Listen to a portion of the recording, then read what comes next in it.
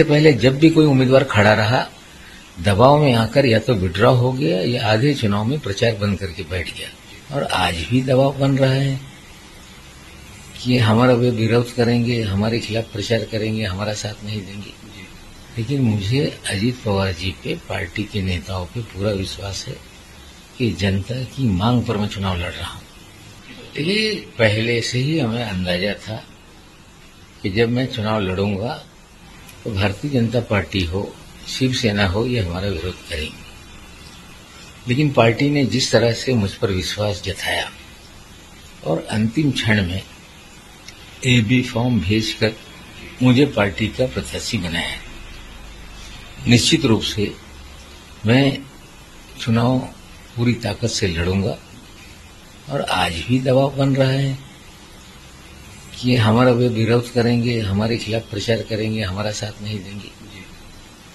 तो यहाँ पर शिवसेना का उम्मीदवार है ही है और यहाँ पे वो लड़ेंगे ही, यह हमें पूरी तरह से विश्वास है। लेकिन दादा ने कहा है कि 4 तारीख तक इंतजार करिए, तो लोगों को इंतजार करना पड़ेगा। लेकिन मुझे अजीत पवार जी पे, पार्टी के नेताओं पे पूरा विश्वास है कि जनता की मांग पर मैं चुनाव लड़ रहा हूँ। जनता बदलाव चाहती है और जनता की जो भावनाएं हैं उसको कोई ठेस नहीं पहुंचेगी और ऐसा कोई निर्णय पार्टी नहीं करेगी जिससे जनता निराश होगी। देखिए, विड्रॉल की डेट 4 तारीख तक है। जब मुझे उम्मीदवार बनाया गया है जनता की भावनाओं के लिए, जनता चाहती है कि यहाँ पर मैं चुनाव लड़ूं। जो बदहाली है, जो नशे का कारोबार है, जिस तरह से गुंडागर्दी है, लोग चाहते हैं कि उसके खिलाफ मैं खड़ा रहूं। क्योंकि इससे पहले जब भी कोई उम्मीदवार खड़ा रहा, दबाव में आकर या तो विड्रॉ हो गया या आधे चुनाव में प्रचार बंद करके बैठ गया। तो लोगों ने सोचा कि यही एक व्यक्ति है जो लड़ पाएगा, डरेगा नहीं, और लोगों ने ही मुझे लाकर खड़ा कर दिया। तो मुझे पूरा विश्वास है कि अजीत पवार जी लोगों की भावनाओं का आदर करेंगे और हमें यहाँ से चुनाव लड़ने के लिए जो नामांकन भरवाया है, 4 तारीख के दिन स्पष्ट होगा कि हम ही चुनाव लड़ेंगे। अगर मगर राजनीति, देखिए, इंडिपेंडेंट का सवाल ही नहीं होता। हमने 4 नामांकन भरे थे, पार्टी का एक नामांकन अगर एक्सेप्ट हो गया तो ऑटो मोड में बाकी नामांकन रद्द हो जाते हैं। अब एक ही नामांकन है, या तो मैं विड्रॉ कर लूं या मैं चुनाव लड़ूं, 2 ही परिस्थितियां हैं।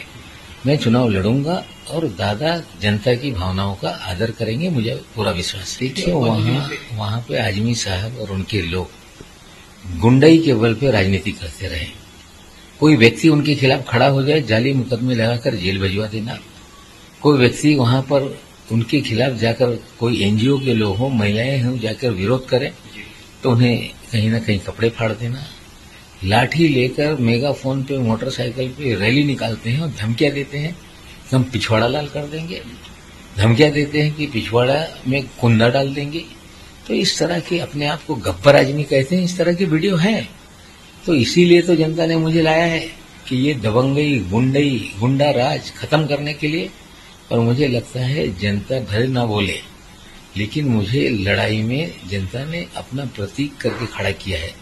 उन्हें विश्वास है कि मैं गुंडागर्दी खत्म करूंगा।